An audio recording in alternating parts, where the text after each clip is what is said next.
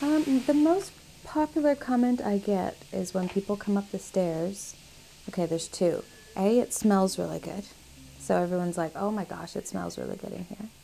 And then B, it's, I love the wallpaper.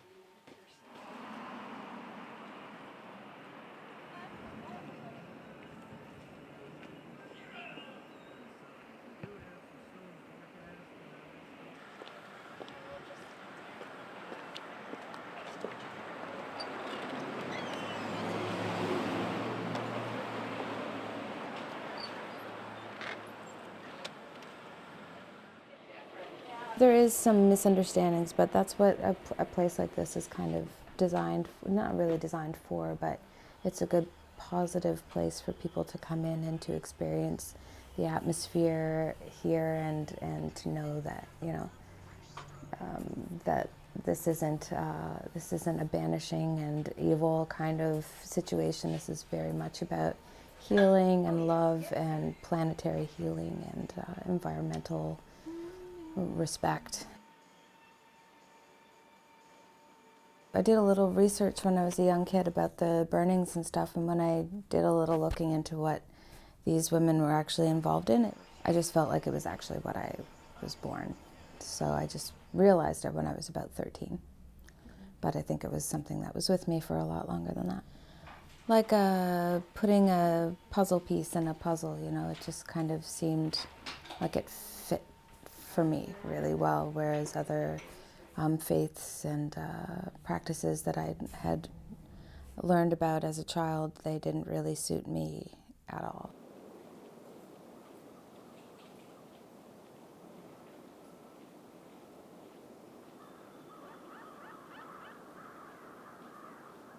I had many best friend trees that I would talk to as a kid on the regular. Spent a lot of time in the woods by myself, and having that, making the connection between spirituality and the natural world and how those two things kind of overlap there.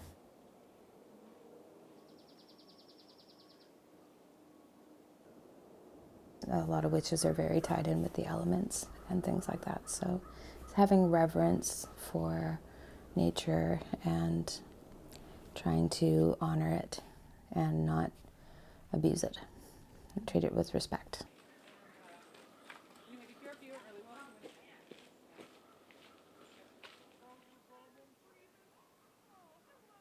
Yeah, every witch is different, I would say, especially when you get to the folks that are, I guess, eclectic. Then you can really pick and choose what makes you feel spiritual from different places.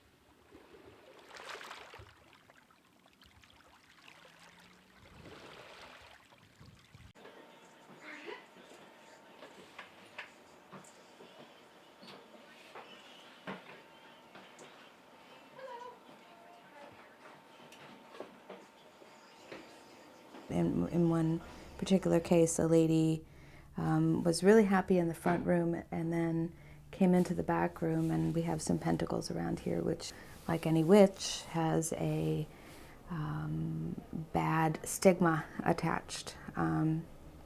So when she saw that, her eyes got wide and she backed out of the store professing her love to Jesus over and over again. So stuff like that can happen. But I don't take it personally. And we just kind of had to laugh, you know, because I don't know what else to really do.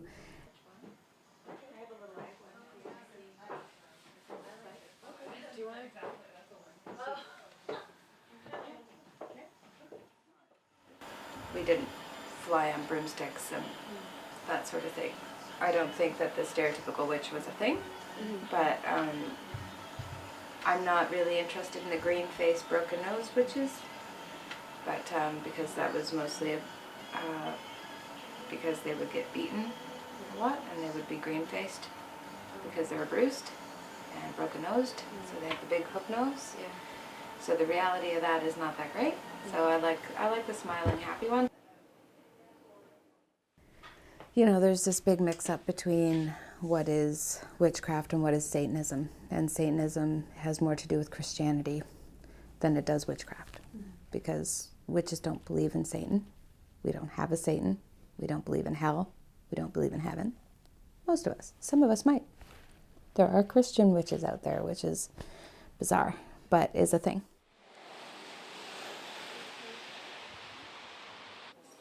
Isn't that crazy? So where people go through the 2 levels, they won't practice, they get certified, and they actually study the article where somebody else. It's a big part of the business is offering events and workshops and things where people can learn about alternative health, or just take, an art class, or learn about a different culture or thing or something like that.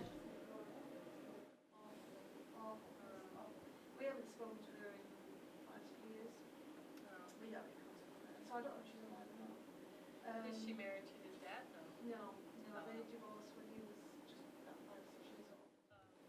And he said, is your mother-in-law alive? And I said, no. I think there's a value in coming together as a group, whatever faith it is, in whatever spirituality it is. I don't think it matters what it really is, as long as you're coming together and feeling that sense of belonging. Like, we all want that.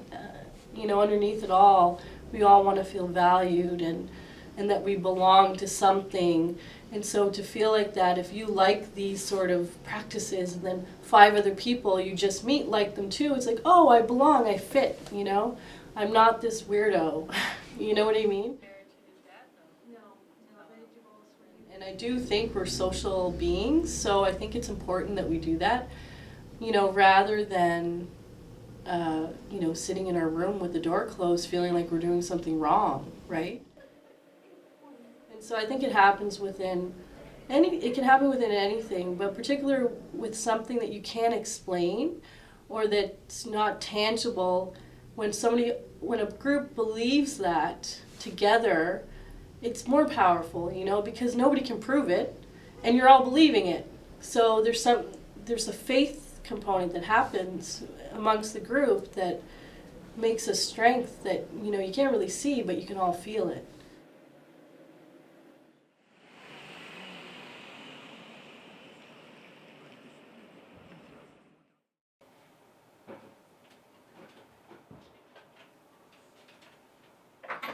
That's awesome.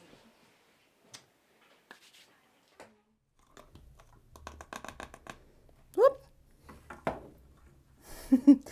Usually when you're doing these kind of things, it's nice to have in your mind's eye just loving energy and just kind of imagine it, working for the soaker.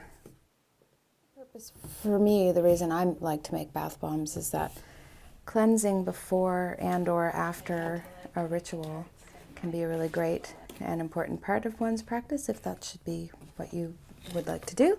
You don't have to, but I consider it to be a good part and parcel to the whole practice. So a lot of times you can actually just perform your ritual in the bathtub if you wanted to.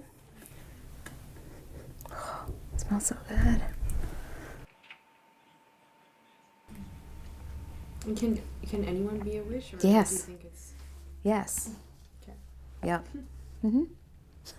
I think naturally we all kind of are. I guess that depends on your definition of what a witch is, but I would say that in general, we're all from here. So we have parts of the land in us, whether you like it or not, and some people like to have a conversation with that, and other people don't. But it's in all of us. Everybody has potential to do whatever they want. It just comes down to their heart and their intention.